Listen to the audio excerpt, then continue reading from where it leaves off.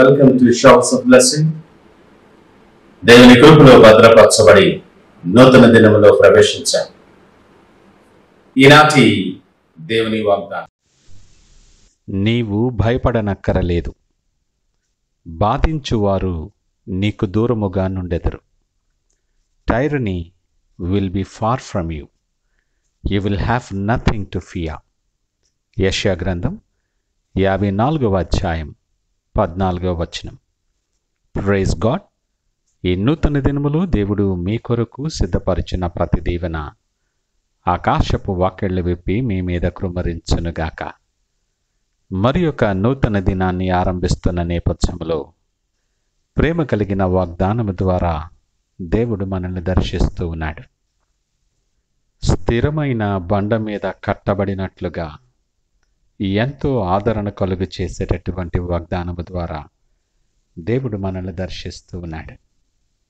మన అనుభవాల్లో, మన ప్రయాణాల్లో ప్రతిదినము కూడా ఎంత వద్దనుకున్నా, ఎంత కాదనుకున్నా సరే, ఏదో ఒక రూపంలో తరచుగా మనల్ని పలకరించుతూ ఉంటుంది భయం.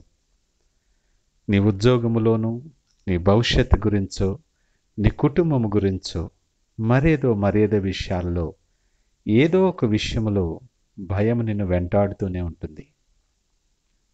వాస్తవానికి మనం భయపడినంత కొలది అపవాదికి మేలు.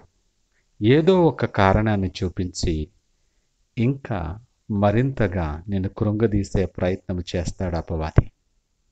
నీ శ్రమను బట్టి ఏదో జరిగిందనో, ఏదో జరగబోతుందనో, నీ శ్రమను, అనేక పరిస్థితులను భూతద్దంలో చూపించి నిన్ను కలవరపరుస్తాడు అపవాది. నిన్ను ప్రేమించే దేవుడు నిత్యము నీతో పాటు ఉన్నాడు. నీ బాధలను చూసేటటువంటి దేవుడు ఆయన. నీ భయాలు సమస్తమును ఎరిగినటువంటి వాడు. నిన్ను ఎరిగిన దేవుడు ఈ ఉదయకాలము నీతో మాట్లాడుతూ ఉన్నాడు. ఆయన నడిపించే దేవుడుగా ఉన్నాడు. నువ్వు భయపడద్దు, నువ్వు భయపడక్కరలేదు. నీ భయములన్నీ కూడా నేను తీసివేస్తున్నాను.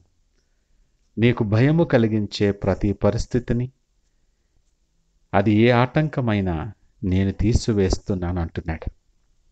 నీ దుఃఖ దినములు సమాప్తమయ్యాయి. ఇక నీవు కన్నీళ్లు విడువవని నీకు వాగ్దానము చేస్తూ ఉన్నాడు. అంత మాత్రమే కాదు సుమా, నిన్ను బాధించువారు నీకు దూరముగా ఉందురు. దూరంగా ఉంచుతాడైనా.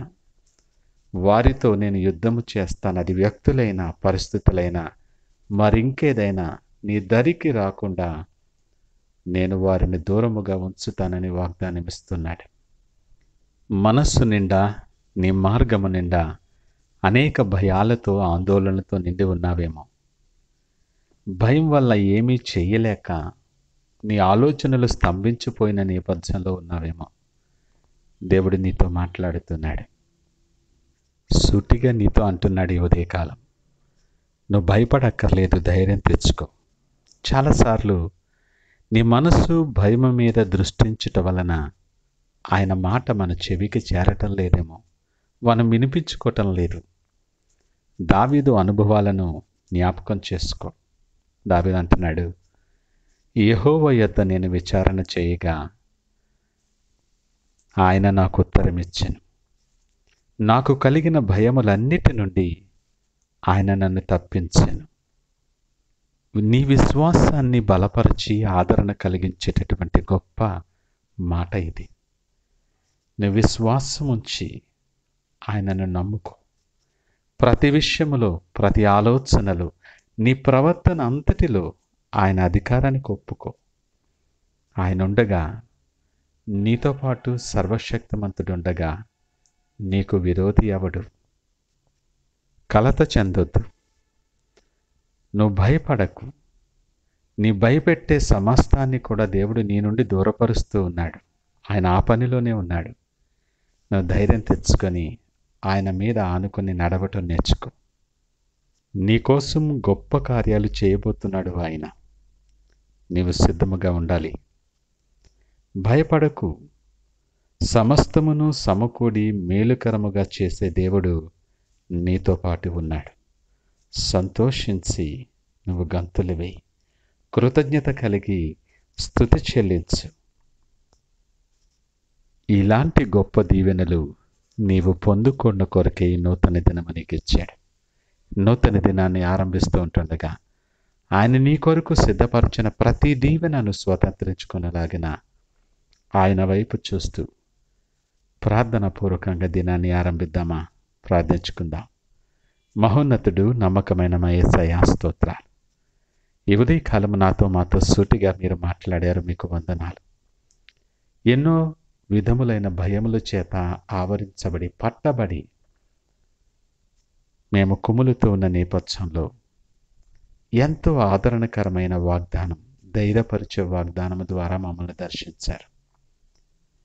మమ్మల్ని బాధించే ప్రతి పరిస్థితి, మమ్మల్ని భయపెట్టే ఎలాంటి పరిస్థితి అయినా మాకు దూరంగా ఉంచుతానన్నావు. నీకు వందనాలు, స్తోత్రాలు. మా చేయి పట్టుకొని వెలుగుకరమైన మార్గాలలో, దీవెనకరమైన మార్గాల్లో నడిపించి మీరే మహిమ, ఘనత, ప్రభావాలు పొందమని యేసు పరిశుద్ధ నామమున అడిగి వేడుకొనిచున్నాము తండ్రి. ఆమేన్. God bless you.